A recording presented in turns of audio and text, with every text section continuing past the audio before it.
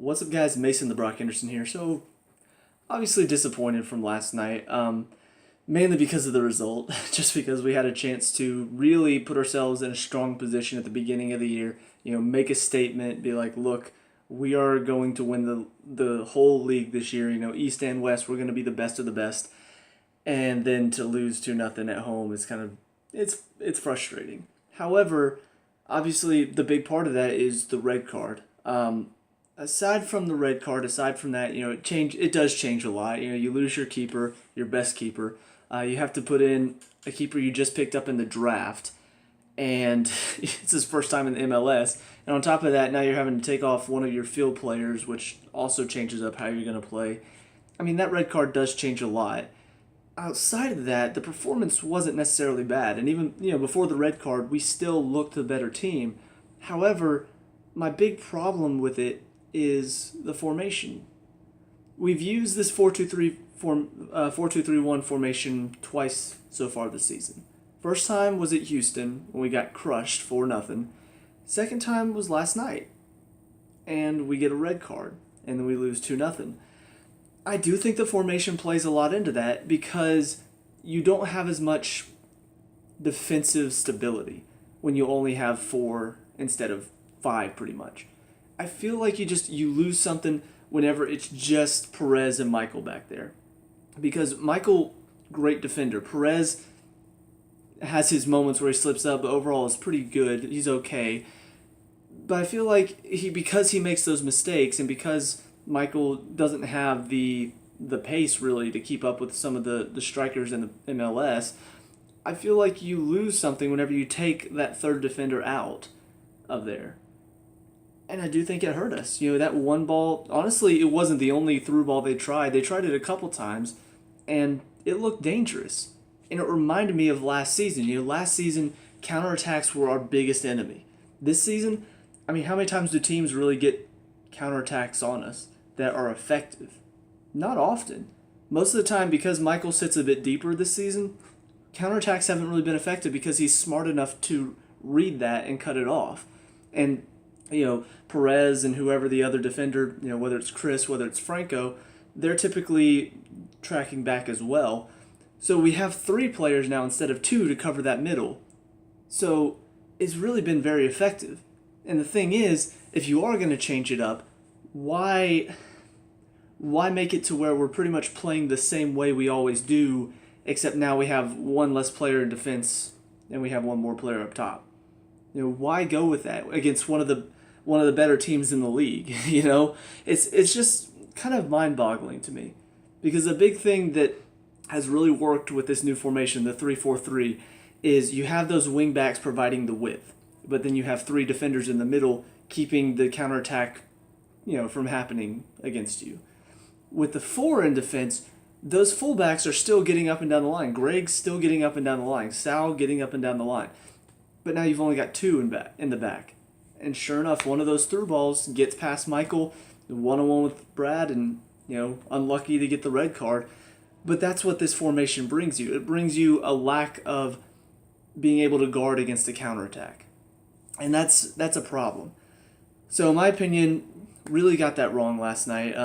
I realized that Tata doesn't trust Miles enough yet to really put him in, but I still think there's other ways you could have worked around it. I think you put Sal Ziso in the back 3, or you put Greg in the back 3, keep those wing backs in there. I think that would be effective.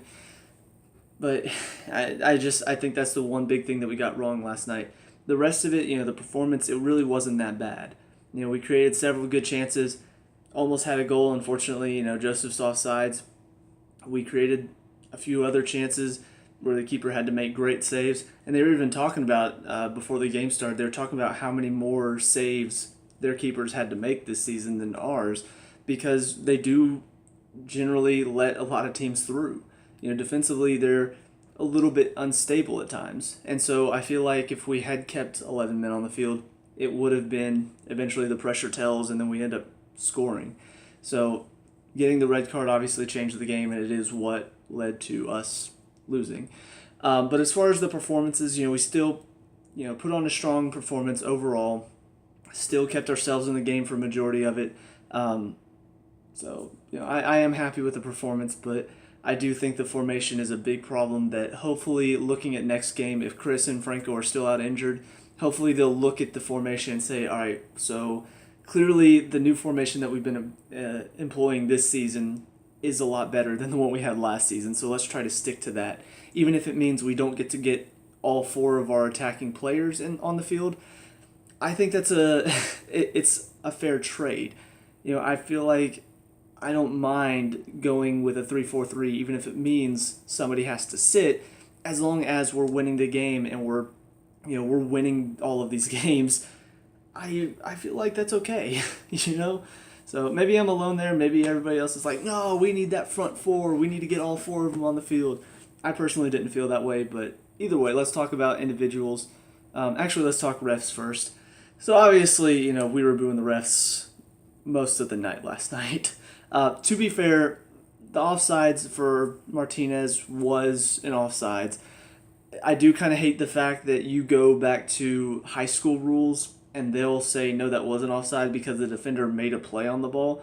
But in my opinion, Ezekiel plays the ball and it deflects off the defender to Joseph, who was in an offside position. In my opinion, he's offsides because the ball was played and he was offsides. You're gaining an advantage because you're in an offsides position. So I do agree with the rule. However, I do understand why a lot of people think, oh, that shouldn't be offsides. He wasn't the one being played to. But in the letter of the law, in my opinion, the offside rule should be any player who gains an advantage because they're in an offside position should be considered offside, and that's what happened. So I do agree with that. I will say, based on what we saw live, I thought for sure that second goal was offside for Sporting KC, but he wasn't. When we watched the replay, I don't know how he managed to get that far behind Perez, but clearly he was on watching the replay. But the big problem I had with the ref, mainly for majority of the game, and this is something that with Mark Geiger I've seen over the past year now, is that typically the fouls, he'll let a lot of physical stuff go, but then it's almost like whenever the crowd starts to get against him because he's not calling stuff, he really starts to let his emotions affect the decisions he's making. And so strong challenges are coming in on us, and there's no call, and then these light challenges are coming in, and they fall over, and all of a sudden it's a foul. And that's a problem. You shouldn't let your emotions affect your calls in the game. Jeff Larinowitz, 2 fouls, yellow card. There were like 3 players on Sporting KC that had at least 3 fouls, and there's no yellow. And neither of Jeff's fouls were that bad. They were both tackles in the middle of the field where he's just a little bit late. And all of a sudden it's a yellow because, the crowd's booing me. Oh, I'm going to give your player a card. How does that make you feel now? That's not professional. You should make the decisions based on what's happening, not based on your emotions. And I really do think he's a very emotional referee. So I get really frustrated whenever it starts to get one-sided as far as the calls are concerned. We really should have had a few, honestly, Sporting KC's players should have had a few more yellows. And on top of that, there were a couple fouls that he missed around the top of the box for us. And then there were a few fouls that were pretty weak for them. So as far as individuals are concerned, Brad, should he have come off his line? Probably. Unlucky that he gets there just a little bit late. Maybe he should have been a little bit further off his line than he was. I don't know. I'll have to watch the replay again to really see how much of a mistake he made there. But I don't really blame him for that. Once again, I think the system, the way we set up, we're very susceptible to a counter. And so that's what it leads to. It leads to a moment like that. Very similar to a situation we had last year against Minnesota at home. Ball gets played through, keeper comes out, last man fouls him, and sure enough, red card. So, but aside from that, he didn't really have much else to do. Christensen, when he came in, obviously, when it's your first MLS game and you're coming in as a draft pick, it can be a little bit nervous. Honestly, he came out and wasn't great. The first goal, it was a pretty well-struck shot, and it was one of those where you might be expecting somebody to get a touch on it, but honestly, he really didn't get down that quick. It was pretty slow to get there. But he did make a couple good saves. And I'm like, okay, he did well. And his goal kicks were pretty. After the first one, I'm like, oh gosh, like, is this going to be pretty much just a line drive to someone every time? But his goal kicks really, he got him out pretty well. So, but yeah, I thought he did okay. I think he'll be solid enough. But I think we need to make sure we're set up pretty well defensively on Sunday against Orlando to make sure he doesn't have to face a whole lot of shots. So that's why I think go back to the back three. Even if you have to move somebody back there like Sal or Greg, I just don't think you should let him see a lot of shots because I don't think he can handle that. As far as the two in the middle, Michael and Perez, Perez, he had honestly probably one of his better games of the season. Very strong defensively, very solid. So a couple times, taking the ball out of the defense and getting out of pressure. He did well with those as well. So I thought overall he played well. But there's still those few moments where you feel like he's sort of diving into a challenge where he wins it, but a more clever player might cut it around him and either take the foul or now he's just beat. So I do think there are a couple times where he needs to do a bit more standing up instead of going in full force to try to win it. But overall, he did well enough. And then Michael, obviously, once again did a good job.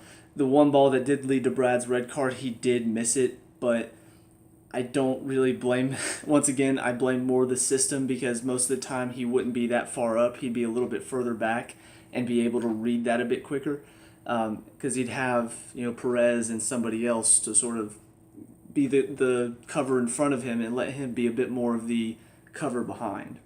So I'm going to say that a little bit, I'm blaming the formation, but I really do think that is why our new formation works so well, is it lets him be the very clever and smart defender that he is in the middle of the back three. So as far as the fullbacks, Greg and Sal, Sal, good game defensively, but on the ball, he's pretty poor. His crosses weren't that great. Honestly, one of his crosses almost did lead to a chance because it was just so poorly struck that everybody was waiting for a cross into the middle, and all of a sudden it's just like a dribbler to the front post, and Joseph reacts to it. But yeah, his passing was pretty poor. But defensively, he was very solid, made a lot of good challenges, kept them from getting a lot of chances coming in from the wings. So I thought he did well there. Greg didn't really have a lot of chances because I don't think he's a player that can get up and down the line very well. He's just not... He's a pretty, I guess, fast player whenever he gets up to speed, but he's not quick. So when we lose it and it gets turned over and they're coming back at us, he doesn't really have the quickness to be behind the ball or be behind the player. There are a lot of players that are quicker than he is on the wings. But he does have the speed, like the overall speed when he finally gets up to it, that he can make it back. But yeah, the quick turnovers is where I think he really hurts. And I think because we don't have that back three, now he has to focus a lot more on the defensive side, and he's not been used to that.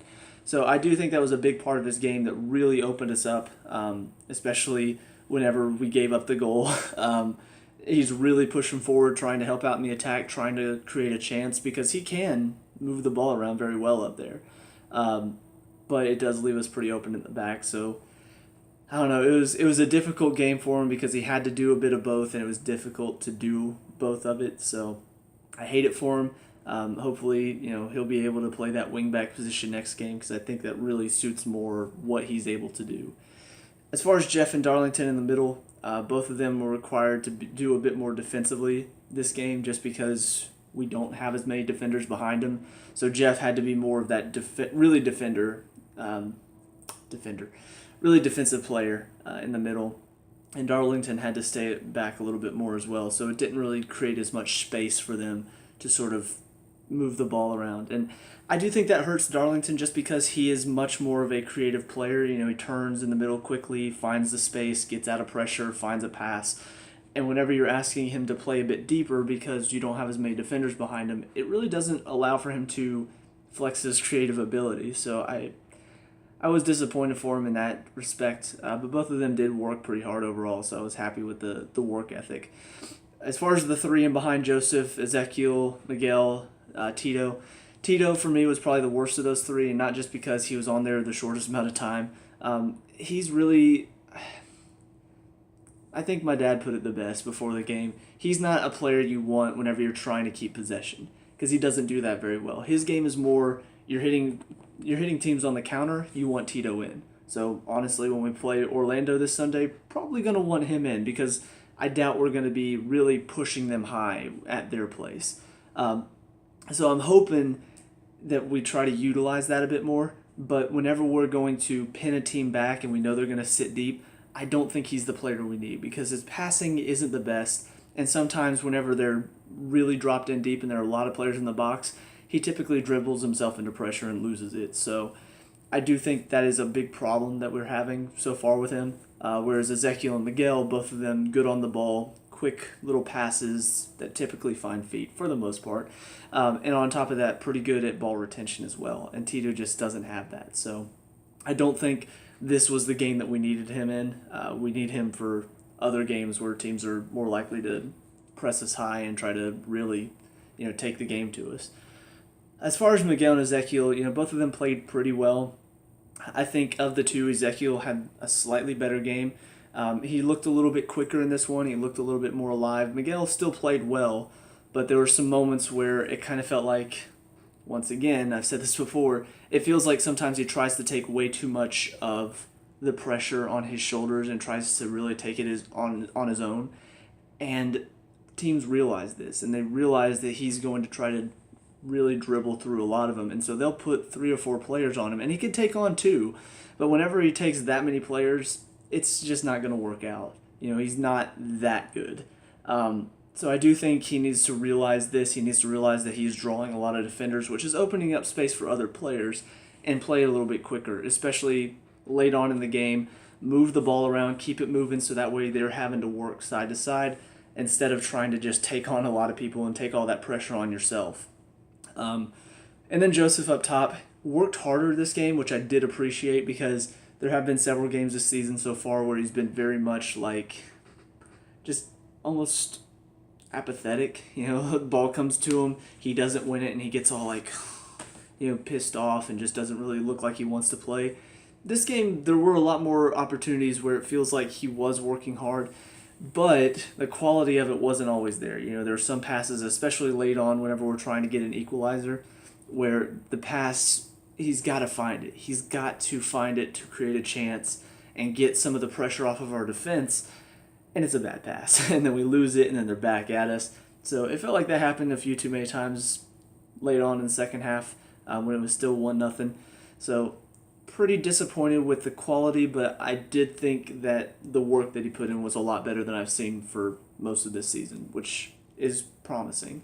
Because whenever he works hard, he is a quality striker, but I don't think passing is a part of his game. I think, just trying to win the ball and having a shot is more what I expect out of him. And then finally, the subs that came on, Kevin and Romario. Kevin obviously came on and had 2 good chances for him to take free kicks. First one was pretty good. Keeper made a good save. I thought it was a difficult angle for him. So I thought, okay, you put it in, get it on target, make the keeper make a save, somebody crash. Exactly what happened. However, Romario completely missed. They were saying, I didn't see it because where we're sitting behind that goal where the second half we were attacking. But the way that we're set up, it's like we can't really see what's going on right in front of the goal, 2 yards in front of it. We can see everything else in front of it, but once it gets 2 yards in front of the goal, the top section, it's like that front part of it just covers up whatever's going on there, so we can't see it. But they were saying that there might have been a handball involved, maybe. But honestly, if it's something where nobody could see it live, they could only see it on the replay, I don't really mind the fact that the referee missed it. It's the ones where the referee clearly missed something and VAR has to step in and be like, all right, we got to fix this. Those are the ones where I'm like, okay, thank you, VAR. But the ones where nobody can see it because it's up under the guy and he hits it with his hand or something like that, and nobody, I don't know. I feel like VAR catches that, but nobody else did. Why? What's the point? But then the second free... Anyway, back to Kratz. The second one that he took, I thought was a much better angle. It was a little bit close, but I really thought, you get it up and down quickly, you put it right at the post. Keeper's not getting across to that, but he put it a little bit too much in the middle. Keeper once again saves it right in front of him, and Romario can't get on the end of it. But you bring him on the field hoping for that. He gets 2 chances. First one is good, second one is okay.